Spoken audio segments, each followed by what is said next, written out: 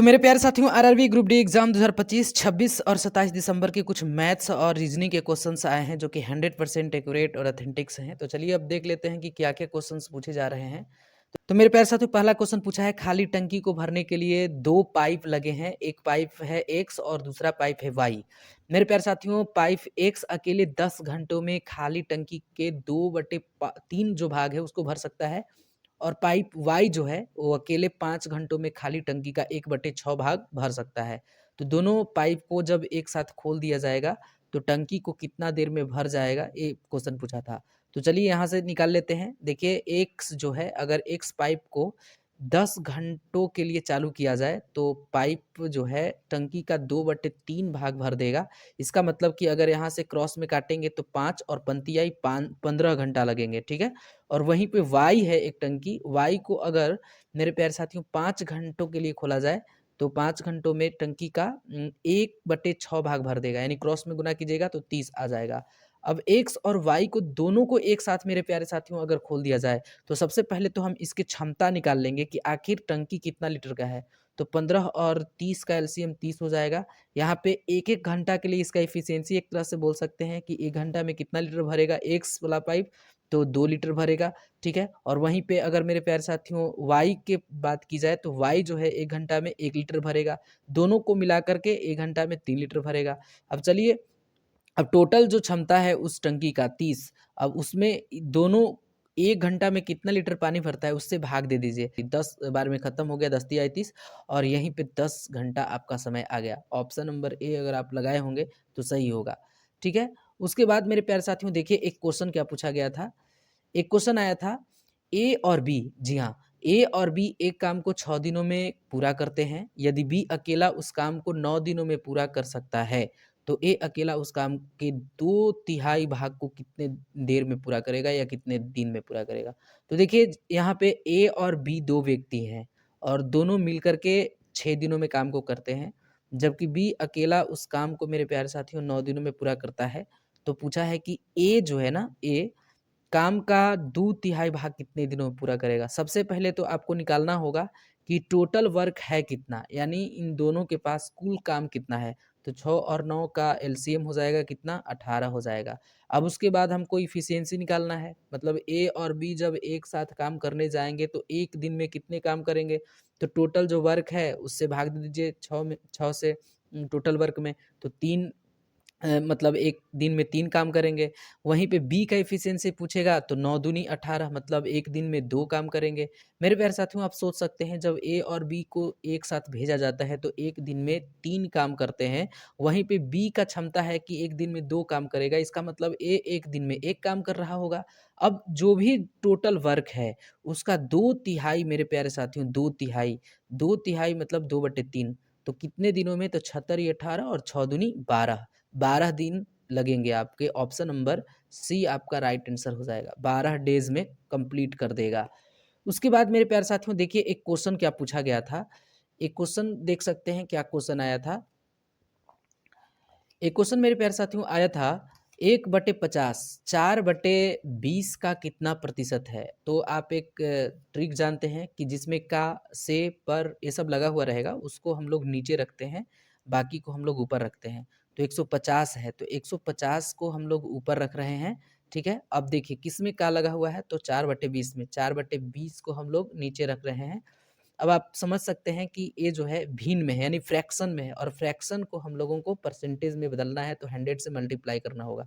देखिए अगर आपको इस तरह से डायरेक्ट नहीं काटने आ रहा है तो इसको डायरेक्ट नहीं कर करके इसको आप सिंपली ऐसे कर सकते हैं, 1/50 है और 20 चला जाएगा ऊपर और 4 आ जाएगा नीचे, और 100 से मल्टीप्लाई तो करना ही था। देखिए इसको अगर काटिएगा तो 2 बार में कैंसिल हो गया, यहाँ आपका खत्म हो गया 2 बार में, और 10 दूनी 20 यानी कितना परसेंट, तो 10% आ गया आंसर। ऑप्शन नंबर बी आपका सही हो जाएगा। एक क्वेश्चन आया था मेरे प्यारे साथियों, 20 बच्चों का औसत वजन 45 केजी है, ठीक है। शिक्षक का वजन जोड़ने पर औसत वजन 1 केजी बढ़ जाता है, तो शिक्षक का वजन ज्ञात कीजिए। देखिए यहाँ 20 बच्चों का औसत वजन दिया है 45 केजी, तो टोटल निकाल लीजिए तो 900 आ जाएगा, 45 में 20 से गुना कीजिएगा तो। वहीं पे देखिए एक शिक्षक का वजन जोड़ा जाता है उसमें, तो औसत उसका 1 केजी बढ़ जाता है, मतलब पहले एक 20 बच्चे थे, अब उसमें एक शिक्षक को भी जोड़िए तो 21 हो जाएंगे, और उसके वज़न पहले 45 थे, अब उसके वज़न 1 केजी और बढ़ा दीजिए तो 46 हो जाएँगे। अब देखिए जब आप ना इसमें 21 में मेरे प्यारे साथियों 46 में 21 से मल्टीप्लाई कर रहे हैं, तो यहाँ पे 92 आ जाएगा और यहाँ पे 920 और 46 यानी 6 6 966 आ जाएगा, यानी 966 केजी मेरे प्यारे साथियों आ जाएगा। अब इन दोनों के बीच का डिफरेंस निकाल लीजिए, तो 966 में से अगर आप 900 को माइनस करते हैं तो 66 केजी आ जाएगा आंसर, जो टीचर का होगा वही आ जाएगा। तो ऑप्शन नंबर बी अगर आप लगाए हैं तो सही हो जाएगा। उसके बाद देखिए क्वेश्चन क्या आया था, एक पाइप टैंक को 19 मिनट में भर सकता है, जबकि दूसरा पाइप पूरी तरह से भरे हुए टैंक को 25 मिनट में खाली कर सकता है। यदि दोनों पाइपों को खाली टैंक में खोल दिया जाए तो टैंक का 2/3 भाग कितने देर में भरेगा। तो देखिए यहाँ वही काम है कि एक पाइप मान लीजिए कि ए है और ए किसी टैंक को भर रहा है मेरे प्यारे साथियों 19 मिनट में, तो भरने वाला है इसलिए प्लस का साइन हम दे देते हैं समझने के लिए, ठीक है। उसके बाद एक क्वेश्चन में क्या बोला कि एक दूसरा पाइप है बी, ठीक है, हालांकि बी का जिक्र नहीं किया है लेकिन हम मान लिए हैं मेरे प्यारे साथियों, बी जो है 25 मिनट में खाली कर रहा है, ठीक है, खाली कर रहा है, ठीक है, तो खाली कर रहा है तो यहाँ ऐसे कर देंगे 25 मिनट। अब बोला है कि जब दोनों को एक साथ खोल दिया जाए तो जो भी क्षमता है इस टंकी का उसका 2/3 भाग भरने में कितना समय लगेगा। सबसे पहले तो इस टंकी का क्षमता निकालना होगा, तो 19 और 25 का एलसीएम नहीं बुझा रहा है तो देखिए जो भी काम रहता है उसका समय उल्टा होता है, तो 25 ऊपर चला जाएगा और 19 यहाँ चला आएगा, ठीक है। अब टोटल क्षमता निकालना है तो कुछ नहीं करना है, 25 में आप 19 से मल्टीप्लाई करके डायरेक्ट निकाल सकते हैं। तो यहाँ 290 9 पच्चे 45 और 9 दूनी 18 4 22 यानी 5 7 4 475 आ जाएगा। कितना आ जाएगा? 475। तो 475 मेरे प्यारे साथियों टोटल उस टैंकी की क्षमता है 475। अब देखिए 25 जो है उभरने वाला है क्षमता और जो बी है वो 19 लीटर प्रति घंटा खाली करने वाला है। इसका मतलब अगर खोला जाएगा एक साथ भी तो भरने का काम करेगा। कितना? तो मेरे प्यारे साथियों भरेगा 6 लीटर। कितना? 6 लीटर भरेगा, ठीक है। अब वही पूछा है तो 475 टोटल है, इसका 2/3 इसका 2/3 तो देखिए इसको काटिएगा तो आ जाएगा 15 तिया 45 यहाँ से 2/3 भाग काटा है और इसको ना आप 6 से भाग भी दे सकते हैं क्योंकि टोटल जो ए और बी को खोला गया है तो 6 घंटा ही 1 मिनट में भर रहा है, 6 मतलब 6 लीटर ही भर रहा है। तो इसको ऐसे करके काट सकते हैं मतलब कि 475 और गुने 2/3 और गुने मेरे प्यारे साथियों 1/6 तो ये 3 बार में कट गया और 475 में आप 9 से भाग दीजिए तो 9 पच्चे 45 लास्ट में 9 नीचे 9 आना चाहिए तो इसको आप काटिएगा तो 52 पूर्णांक मतलब 7/9 इसको पूर्णांक में तोड़िएगा तो आ जाएगा। ऑप्शन नंबर ए आपका सही हो जाएगा, ठीक है। उसके बाद देखिए क्वेश्चन एक आया था कि पी आयत ए बी सी डी के भीतर कोई बिंदु है, ठीक है। यदि पी ए जो है 50 सेंटीमीटर है, पी बी 18 सेंटीमीटर है और पी सी 32 सेंटीमीटर है, तो पी डी की लंबाई देखिए सबसे पहले एक आयत बना लीजिए, ठीक है।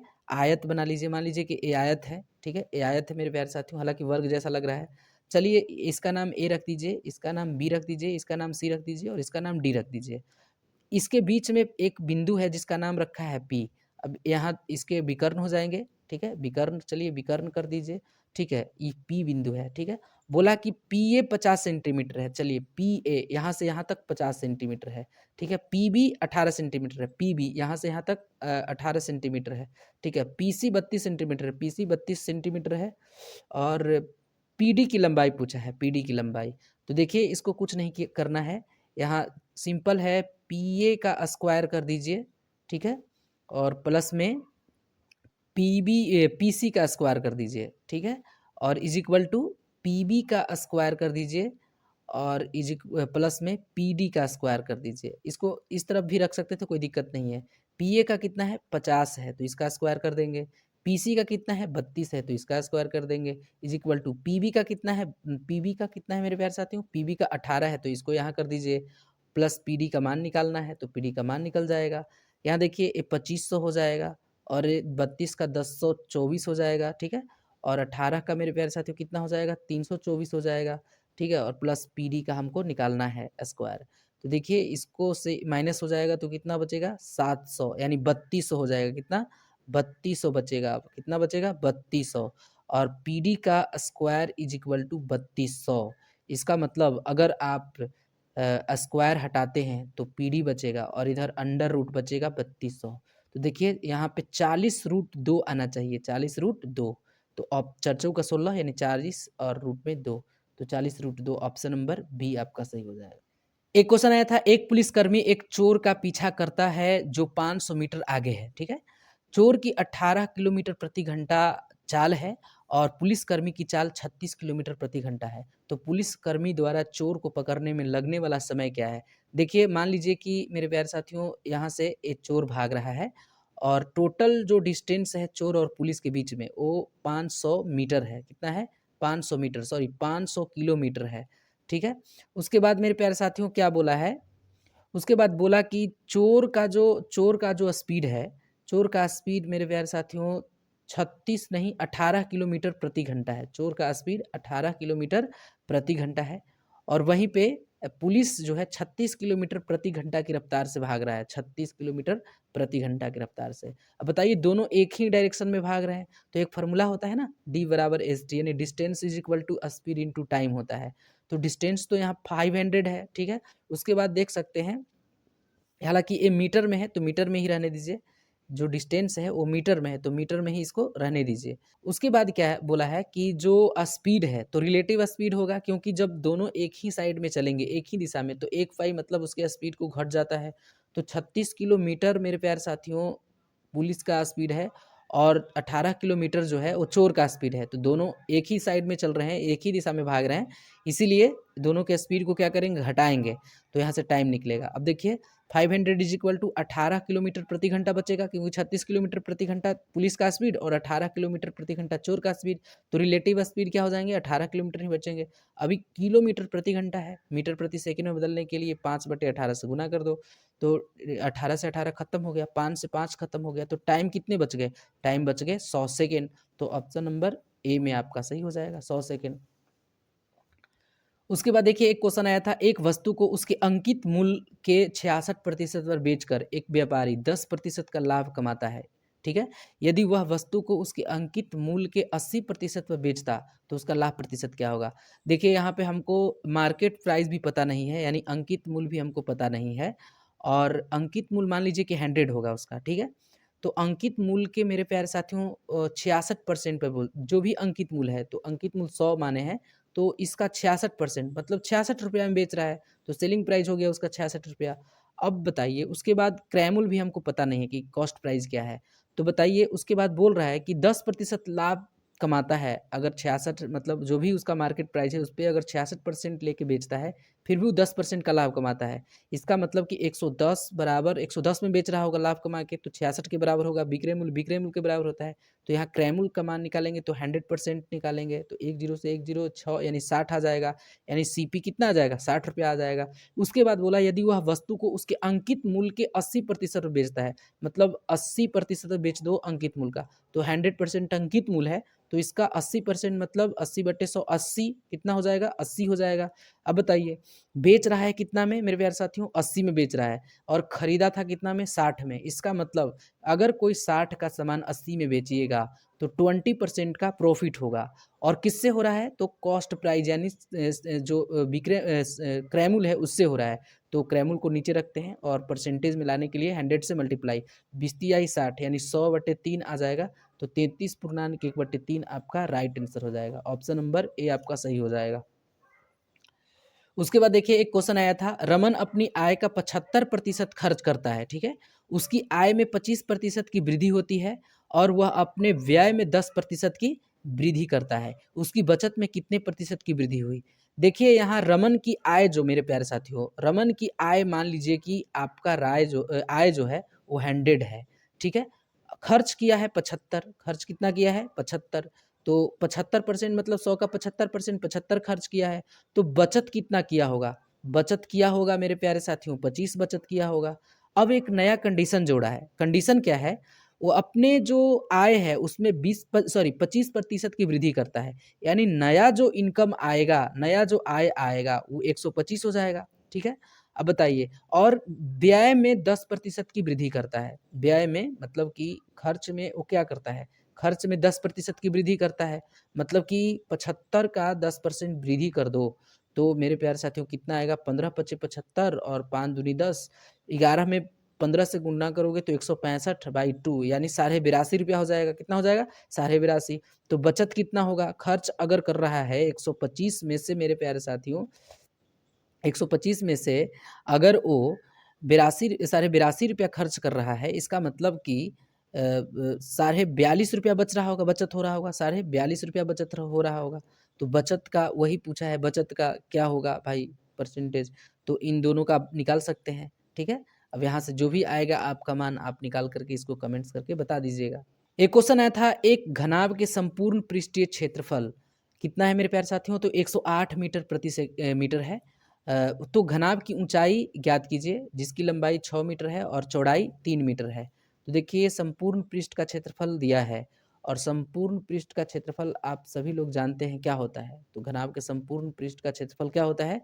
2 into L B plus B H plus H L होता है, और इसका वैल्यू दे दिया है 18 दे दिया है, 108 दे दिया है। अब यहाँ से काट सकते हैं, 54 बार में खत्म हो गया, ठीक है। अब देखिए लंबाई आपको पता है, लंबाई कितना है? 6 है, तो 6 कर दीजिए, ठीक है। चौड़ाई आपको पता है 3, तो 3 से गुना कर दीजिए। फिर उसके बाद मेरे प्यारे साथियों चौड़ाई आपको पता है 3, लेकिन ऊंचाई पता नहीं है, x मान लो उसको, तो x है, ठीक है।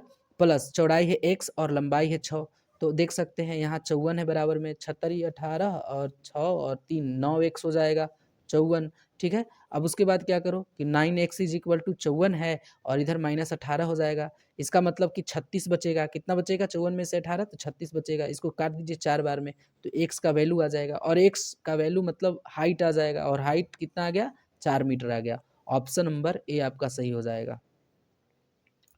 उसके बाद में एक क्वेश्चन आया था, 2 उम्मीदवारों के बीच एक चुनाव में पंजीकृत मतदाताओं में से 10% ने अपना मत नहीं डाला है, ठीक है, मत का प्रयोग नहीं किया है। जीतने वाले उम्मीदवारों ने डाले गए कुल मतों का 60% मत प्राप्त किया है, और दूसरे उम्मीदवारों को 1242 मतों से चुनाव क्या किया है? हरा दिया है। तो पंजीकृत मतदाताओं की कुल संख्या ज्ञात कीजिए। मान लीजिए कि टोटल जो मतदाता हैं 100 हैं, 2 उम्मीदवार हैं, एक का नाम रखिए ए और एक का नाम रखिए बी। अब मेरे प्यारे साथियों 10% ने अपना मत का अधिकार ही नहीं किया। इसका मतलब मत का अधिकार कितना किया? तो 100 में से 10% नहीं किया, मतलब कि 90 किया। अब 90 का मेरे प्यारे साथियों 60% एक उम्मीदवार ने प्राप्त किया है, मतलब कि 54 मत प्राप्त किया होगा। कितना? 54 मत प्राप्त किया होगा। तो बताइए 90 में से मेरे प्यारे साथियों एक 54 मत प्राप्त किया है, तो दूसरा कितना प्राप्त कर रहा होगा? 36 मत प्राप्त कर रहा होगा। और जो भी चुनाव जीत रहा होगा या हार रहा होगा, इन दोनों जो है अपने ही मत के अंतर से ही चुनाव जीत रहे होंगे या हार रहे होंगे। तो यहाँ आप देख सकते हैं कि अगर 54 और 36 के बीच में, अगर 54 और 36 के बीच में अगर देखा जाए तो अंतर 22 का, कितना का? 22 का, ठीक है। सॉरी 22 का नहीं होगा, 14 में से 8 यानी 8 और कितने का? तो एक 18 का, कितने का मेरे प्यारे साथियों? 18 का अंतर है, और 18 के अंतर मतलब कि चुनाव हराया है। तो चलिए 1242 के बराबर हो जाएगा। तो पंजीकृत मतदाताओं की कुल संख्या, तो पंजीकृत मतदाताओं की कुल संख्या यानी 100 का मान निकालना है। तो देखिए 4200 इसको और 100 ऊपर रख दीजिएगा और 18 यहाँ। अब इसको जो भी है इसको करके आप कैलकुलेशन कीजिएगा, तो आपका आंसर आ जाएगा। ऑप्शन नंबर कोई भी आ सकता है इसमें से, देख लीजिएगा इसको इतना सा कल करके। उसके बाद देखिए क्वेश्चन आया था, यदि एक लंबवृत्तीय शंकु की ऊंचाई 24 सेंटीमीटर और आधार की त्रिज्या 0.5 सेंटीमीटर है, तो शंकु का आयतन ज्ञात कीजिए। तो शंकु का आयतन 1/3 पाई आर स्क्वायर एच होता है। अब देखिए 1/3 पाई का मान 22/7 रख दीजिए, और जो रेडियस है इसका 10.5 है, ठीक है, 10.5 है। इसका मतलब कि 10.5 है, तो 10.5 है तो 21/2 भी कर सकते हैं। तो 21/2 कर दो, 21/2 कर दो, और ऊंचाई जो है मेरे प्यारे साथियों 24 है, तो इसको काट दो, 7 या 21 खत्म हो गया, 3 से 3 खत्म हो गया, ठीक है। अब 2 दूनी 4 यानी 6 खत्म हो गया। इन सबको गुना करने से 2772 आ गया। सबको गुना कर दीजिएगा तो 2772। ऑप्शन नहीं दिए थे इसमें, डायरेक्ट आंसर ही था। उसके बाद देखिए एक क्वेश्चन आया था साधारण ब्याज यानी सिंपल इंटरेस्ट का क्वेश्चन आया था। साधारण ब्याज की किस दर पर 50,000 की साधारण ब्याज जो है राशि वो 4 वर्षों में 72,000 हो जाती है। यानी एक आपका प्रिंसिपल अमाउंट दे रखा था और एक आपका अमाउंट दे रखा था। प्रिंसिपल अमाउंट है कितना, तो आपका 50,000 दे रखा था, ठीक है, 50,000 दे रखा था। और जो अमाउंट दे रखा था वो 72,000 दे रखा था। कितना दे रखा था? 72,000 दे रखा था। देखिए प्रिंसिपल अमाउंट है और अमाउंट है, तब अमाउंट में से आप प्रिंसिपल अमाउंट को माइनस कीजिएगा तो एसआई निकल जाएगा, ठीक है, कितना 22,000 निकलेगा, ठीक है। और 22,000 मेरे प्यारे साथियों, अब उसके बाद टाइम भी आपको पता है, तो क्या रेट नहीं निकलेगा, रेट ऑफ इंटरेस्ट निकलेगा। एसआई गुने 100 यानी 22,000 गुने 100 और बटा में कर देना है क्या, तो प्रिंसिपल मतलब 50,000, ठीक है। और टाइम 4, देखिए 3 जीरो 3 जीरो खत्म हो गया, 1 जीरो 1 जीरो खत्म हो गया, 5 दूनी 10 हो गया और 2 खत्म हो गया, 11 खत्म हो गया। यानी रेट ऑफ इंटरेस्ट आया है कितना, 11%। ऑप्शन नंबर सी आया है।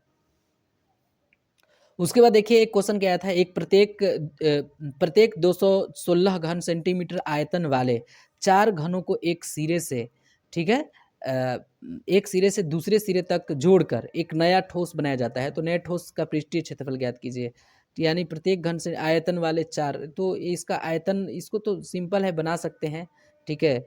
यहाँ से आप कर सकते हैं। तो इसका क्या होता है, एक का मान आ जाएगा 6 आ जाएगा, एक का मान 6 आ जाएगा। अब 6 है तो इसमें आप फार्मूला लगा के बना दीजिए, ठीक है, 648 आ जाएगा। उसके बाद देखिए क्वेश्चन आया था 25 छात्रों की एक कक्षा ने, ठीक है, अंग्रेजी की परीक्षा दी, ठीक है।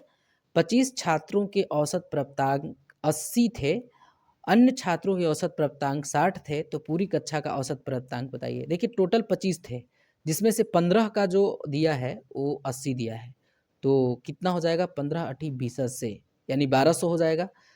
शेष कितना बच गया, 10 बच गया। अब इसका कितना क्यों, तो 600 बचेगा। देखिए क्वेश्चन में करना क्या था कि 15 छात्रों का 80 था, तो 15 में 80 से गुना कीजिएगा तो 1200 आ जाएगा। और 10 शेष बच गए, तो 10 का 60 से मल्टीप्लाई कीजिएगा, क्योंकि इसका औसत दिया था, तो 600 आ गए। अब टोटल कितने हो गए, 12 6 1800 हो गए, ठीक है। अब इसमें टोटल कितने स्टूडेंट हैं, 25 हैं। 25 से इसको क्या कीजिए, डिवाइड कर दीजिए, औसत निकल जाएगा, 72 बार में कट जाएगा। ऑप्शन नहीं दिए थे, इसका राइट आंसर हो जाएगा 72। देखिए एक क्वेश्चन आया था, अरुण ने जयंती से 10% वार्षिक चक्रवृद्धि ब्याज की दर पर 9,000 की राशि ली, जहां ब्याज की गणना वार्षिक रूप में चक्रवृद्धि के रूप में किया गया, ठीक है, यानी एनुअली है। 2 वर्ष बाद अरुणा द्वारा पूर्ण रूप से बकाया भुगतान कितना कर पाएगी, यानी मिश्रधन पूछा है, अमाउंट पूछा है। तो देखिए आप सभी लोगों को पता है कि पहले वर्ष का जो एसआई होता है और पहले वर्ष का जो सीआई होता है, दोनों इक्वल होता है, यानी एसआई के फॉर्मूला से ही सीआई पहले वर्ष का निकाल सकते हैं, कोई दिक्कत नहीं है। तो रेट ऑफ इंटरेस्ट दिया है, ठीक है, और आपको मूलधन भी दिया है, प्रिंसिपल अमाउंट दिया है 9,000, ठीक है, उसमें रेट ऑफ इंटरेस्ट दिया है 10%। पहले वर्ष के लिए निकालेंगे तो पहले वर्ष का सीआई कितना निकलेगा, 9,000 कितना आ जाएगा, 900 आ जाएगा, 900 निकल के आ जाएगा, ठीक है। अब पहले वर्ष का सीआई कहिए चाहे एसआई कहिए, दोनों इक्वल है। दूसरे वर्ष का निकालना है, क्योंकि 2 वर्षों के लिए बकाया बताया है, 2 वर्षों के लिए। तो बताइए इसमें अगर जोड़ दीजिएगा तो 9,900 हो जाएगा मूलधन दूसरे वर्ष के लिए। 10% आपका रेट ऑफ इंटरेस्ट है, ठीक है, इसको 100 से डिवाइड कीजिए तो खत्म हो जाएगा, कितना बचेगा, 990 बचेगा, ठीक है। अब क्या करना है, देखिए ये जो ब्याज आया है दूसरे वर्ष का डायरेक्ट सीआई आया है, क्या आया है, कंपाउंड इंटरेस्ट आया है। अब 9,900 में आप 9,900 में 990 को अगर आप जोड़ देते हैं तो कितना आ जाएगा, 10,890 आ जाएगा, 10,890 आ जाएगा, यानी लास्ट वाला में लास्ट वाला ब्याज को जोड़ना था, आ जाएगा आपका 10,890। कैलकुलेशन बिल्कुल इजी कर दिया गया। उसके बाद देखिए क्वेश्चन आया था, एक व्यक्ति अपनी मासिक आय का 80% खर्च करता है, ठीक है, वह प्रति माह 6738 रुपये बचाता है, तो उसका मासिक खर्च क्या होगा। तो देखिए यहाँ मान लीजिए कि उसका 100% मतलब 100 रुपया वो कमाता होगा, 80% खर्च करता है, मतलब 20 रुपया क्या करता होगा, बचाता होगा। और बचत किसके बराबर होगा, बचत के बराबर होगा, यानी 6738 बचत दिया है तो बचत के बराबर होगा। तो मासिक खर्च पूछा है, यानी 80 का मान पूछा है, 80 का मान खर्च करता है 80, तो 4 से खत्म हो गया, बच्चों का 80। अब 67,138 में आप 4 से मल्टीप्लाई कर दीजिएगा, तो इसका आंसर आ जाएगा 26,952। ठीक है, 26,952। तो ये कुछ क्वेश्चंस थे जो कि 100% एक्यूरेट और ऑथेंटिक्स थे। तो चलिए आज के लिए बस इतना ही, मिलते हैं हम लोग नेक्स्ट वीडियो में, तब तक के लिए टेक केयर।